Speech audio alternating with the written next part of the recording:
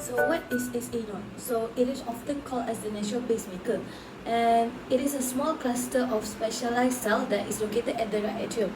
And SA node is situated at the right atrium near the entrance of the superior vena cava, and it is function as a heart primary pacemaker.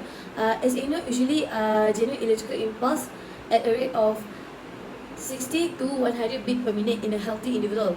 This rate is faster than other parts of the heart's conduction system, and making the SA node the dominant pacemaker under normal condition.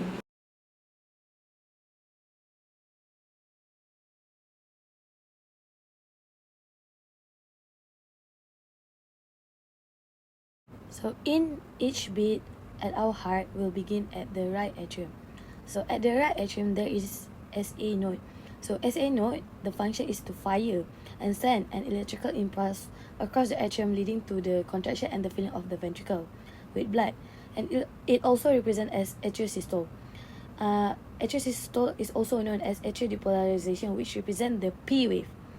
Next, we have the PR interval, which is the time between at the beginning of the P wave and the start of QRS complex. This interval reflects the time it takes for the electrical impulse to travel from the SA node through the AV node to the ventricle. After the AV node delay, the electrical impulse quickly moved through the bundle of His, then divided into the left and right bundle branch, and finally spread through the Purkinje fiber through the ventricle. So the QRS complex will follow the PR interval and represent the ventricular depolarization, also known as ventricular systole. After the QRS complex,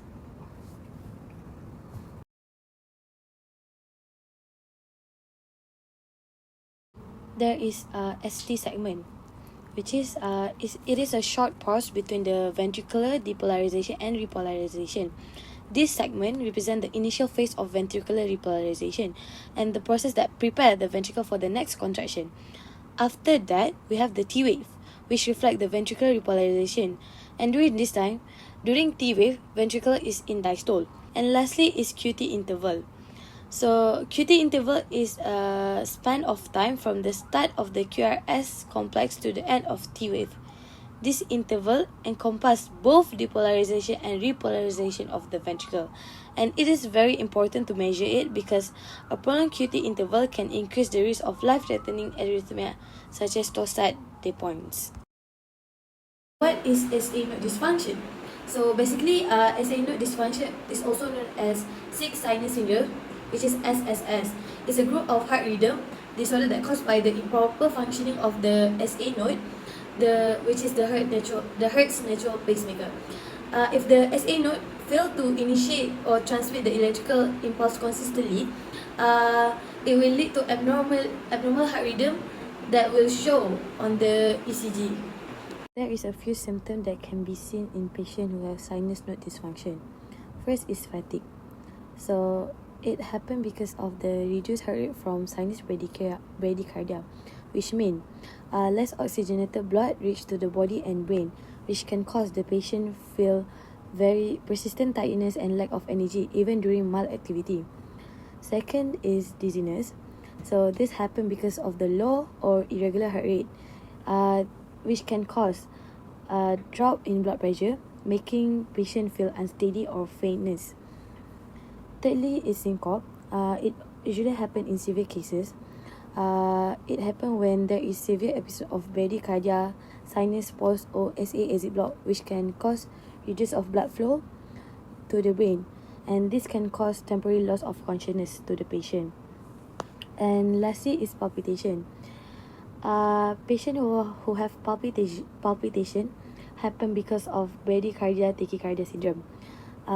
It causes alternating slow and rapid heart rate. The sudden changes of the heart rhythm can produce uncomfortable heartbeat for the patient, and as the heart struggle to maintain a stable rhythm. In sinus node dysfunction, we can see a few types in ECG. Firstly is sinus bradycardia. So sinus bradycardia happen when SA node generate electrical impulse slower than the normal heart rhythm. So in ECG, we can see that there will be regular rhythm with prolonged RR interval, and the resting heart rate is less than 60 beat per minute. In the ECG that I have shown, we can see that the RR interval is prolonged, and we can calculate the heart rate by 300 dividing by the big box, which is 300 divided by 8, we can get 38 beat per minute from this ECG. Next, I'll be explaining sinus pause. So, sinus pause happen when the SA node temporarily stop firing, causing a brief absence of the electrical activity. So, the ECG characteristic that we can see in the ECG is there is intermittent absence of P wave and QRS complex, resulting in pause longer than the normal PP interval. And the pause usually is more than 3 seconds. Next is atrial fibrillation.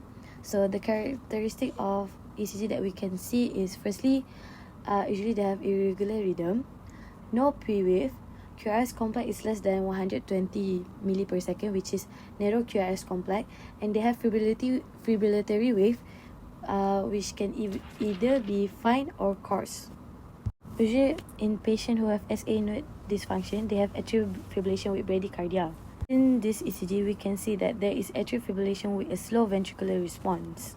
So as you can see in the ECG, there is absence of P wave, and the RR interval is irregular in lead 2, and there is slow ventricular rate, which is bradycardia, which is the heart rate is less than 60 beat per minute. Next, I'll be explaining the treatment that we use for patients who have sinus node dysfunction. Is permanent pacemaker implantation. It is a primary treatment because it is the most effective and commonly used for symptomatic patient, and it is particularly used for when bradycardia or sinus pause lead to symptoms like dizziness or syncope. So there are two types of pacemaker. First is single chamber pacemaker, second is dual chamber pacemaker. So single chamber pacemaker usually stimulate the right atrium only, and it only sufficient for cases who have isolated sinus bradycardia where the ventricular pacing is not required. While dual chamber pacemaker is used in both atrium and right ventricle. It is used to synchronize atrial and ventricular contraction, and it is preferred for most cases of sinus node dysfunction, and the natural pacing sequence is more effectively better than the single chamber pacemaker. So this flowchart here is one of the example for optimal pacemaker mode selection for patient with sinus node dysfunction, and it is chosen based on the type of dysfunction and the patient's AV conduction characteristic. So here I will only be explaining the sinus node dysfunction based on sinus bradycardia. So this patient have sinus bradycardia, and the AV conduction is normal. So the most optimal pacing mode that can be used for this patient is AAIR. The reason why we use AAIR because the SA node have problem but the AV conduction is normal. So I'll be explaining what is the meaning of pacing mode AAIR. So A for atrial pacing, the first A, which is the pacemaker only stimulate the atrium, not the ventricle. The second A is atrial sensing. The device monitor the atrium for intrusive atrial beat, and if it detects the natural beat, it won't deliver an impulse and allow the heart to beat on its own.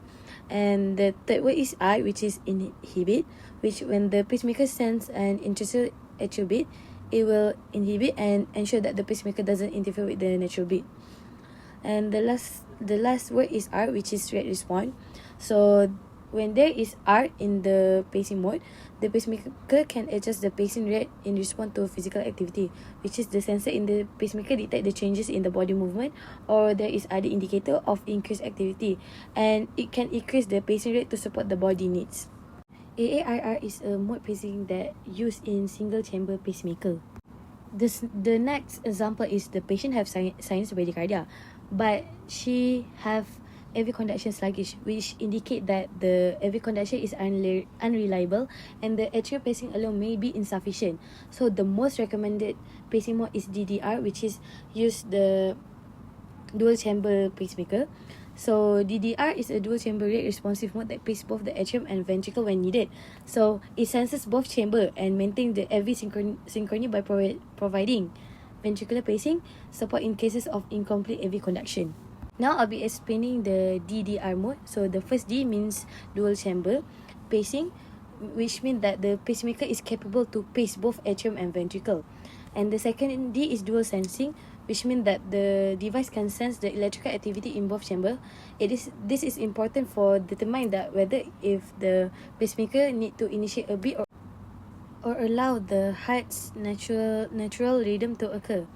And then the third D is dual response, which is the pacemaker respond in two ways, which is to sense electrical activity by trigger response if the heart rhythm is low or absent, and the second one is inhibit response if the device detect a natural heartbeat by holding back the impulse to avoid interfering with the normal heart activity. And lastly is R, which is rate response, which is the pacemaker adjusts the pacing rate based on the patient's physical activity, and the sensor within the pacemaker detect the movement or other indicator of increased demand for oxygen, increasing the heart rate during exercise or stress to match the body's need.